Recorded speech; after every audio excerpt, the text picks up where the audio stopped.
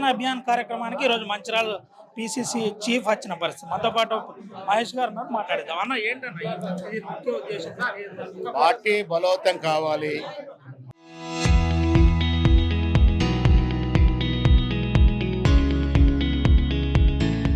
పార్టీకి ప్రభుత్వం సమన్వయం కావాలి. మంచిర్యాల కాంగ్రెస్ పార్టీకి పెట్టిన పేరు ఇక్కడ బలమైనటువంటి పార్టీ ఉంది. కొత్త కార్యవర్గ సభ్యులకి నియామక పత్రాలు తెలిసి వారికి దశాదేశం తీసడానికి అన్న గద్దర్ గారి గురించి ఏం చెప్తారు? గద్దర్ గారు ఒక ప్రజా యుద్ధ నౌక. మరి అమిత్ షా గారికి ఎందుకు కామెంట్ చేసి అర్థం అవ్వట్లేదు.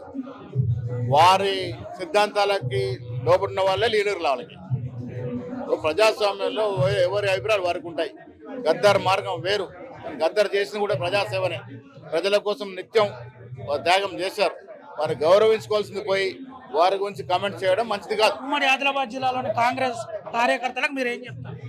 ఆదిలాబాద్ జిల్లాలో భవిష్యత్తులో కాంగ్రెస్ పార్టీ మెజారిటీ సీటు గెలుచుకుంటుంది. ఇది పరిస్థితి. ఆదిలాబాద్ జిల్లాలో కాంగ్రెస్ పార్టీ మెజారిటీ సీట్లు గెలుచుకుంటుందని పిసిసి చీఫ్ మహేష్ కుమార్ గౌడ్ ఆర్టీవీతో ఎక్స్క్లూజివ్గా మాట్లాడిన పరిస్థితి.